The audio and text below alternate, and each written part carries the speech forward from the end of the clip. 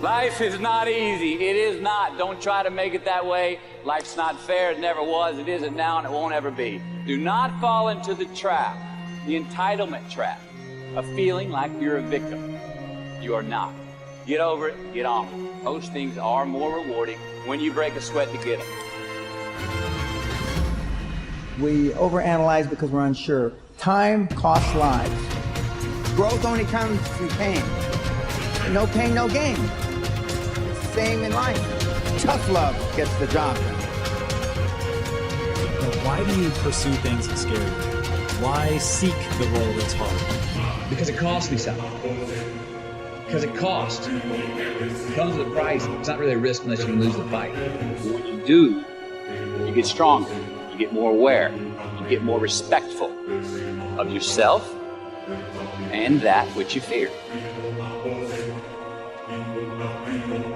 It's all in the mind. Excuses sound best to the people that's making the life. You got every excuse in the world because you have convinced yourself that everything is wrong, everything is negative, and nothing will change. And guess what? It won't change. Change your mind, and it will change your life. It's bloody hard to be a high-performance person. Being a high-performance person is a full-time job. I'm like this 24/7, 365, and I've been like this for the better part of 50 years. I'm always like this. I'm always pushing the edge of the envelope. Within every uncertainty, there is hidden possibility. So I don't dread any challenge that lies ahead, because I remember all the victories behind. And my confidence is not in my circumstance. The Spirit of God is my supply. I'm steady under pressure, and I'm ready for whatever, because whatever comes my way today, the outcome is I overcome. Most people procrastinate because they're unsure, so just do it. Efficiency, accountability. If you want $1 million, you'll make $1 million. Service and the significance that you bring to your service is that which is lasting. Here's the key. Learn from every mistake. The real truth is that service and significance equals success.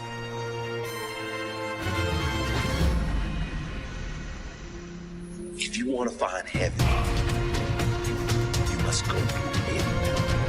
If you want to find growth, you must first go through resistance.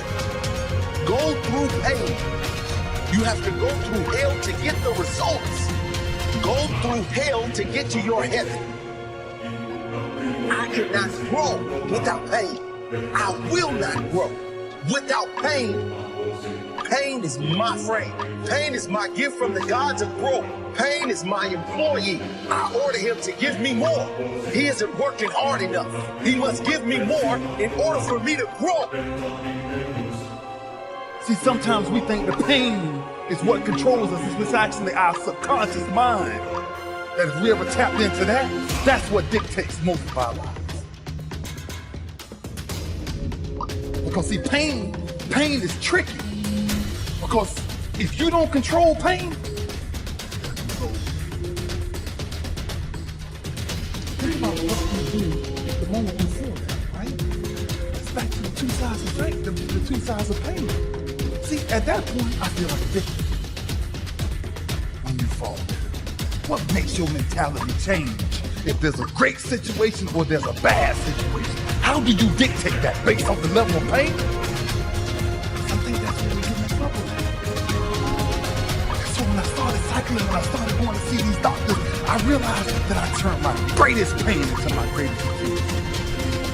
But sometimes, your greatest pain ain't about you. It's about a greater purpose. I believe it. Once you become obsessed with something, obsessed, it's okay to be unbalanced for a while. It's okay. Don't be all this stuff people say, you gotta be balanced. Then you get balanced once you become great. And then you help other people become better from you being the best in the world. I'm trying to be the best I can to give you the best that I am. And it takes being fucking obsessed to where people think you're crazy. Become obsessed with being great. It changes everything. That as you go through the challenges of life and you look at it and embrace whatever comes to you, don't run from it. Step toward it. Don't try and duck it like most people do. See, most people want it easy.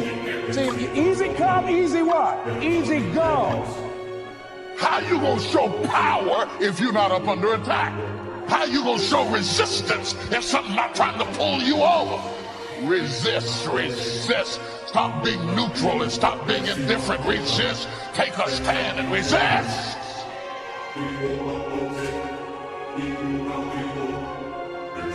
The last time I took an English class, my English teacher told me I was the weakest writer she ever met in her entire life. And the same year I took a speech class, and my speech teacher, he said, quote unquote, Ms. Nichols, I recommend you never speak in public, that you get a desk job.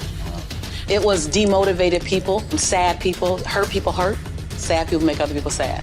Bottom line, don't take it personal, hurt people hurt.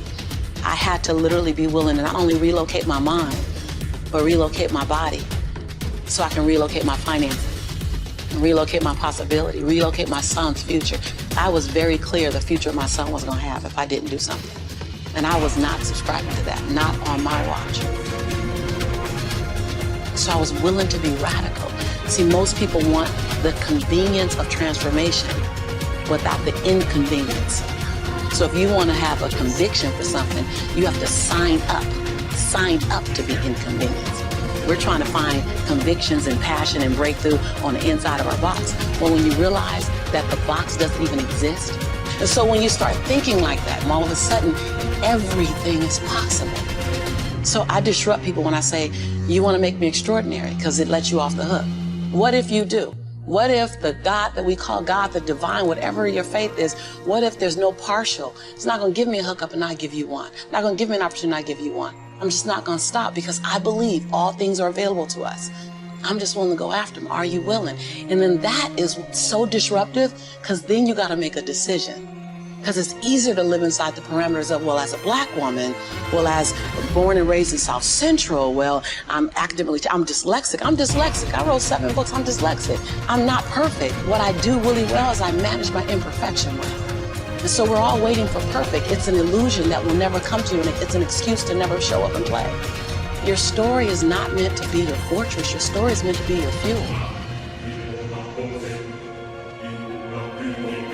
This is quite a young audience, and I think the reality is the thing that I spend most of my time on is trying to get people to understand that patience is a very important variable of success, and more importantly, that I believe the far majority of people in this room do not have a great relationship with time.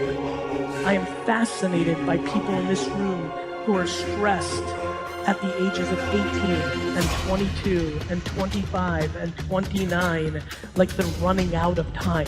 How many people, by show of hands, are under 30 years old? So for me, as you can imagine, when I see all those hands go up, you can put your hand down. Yeah, you're good. Okay, good.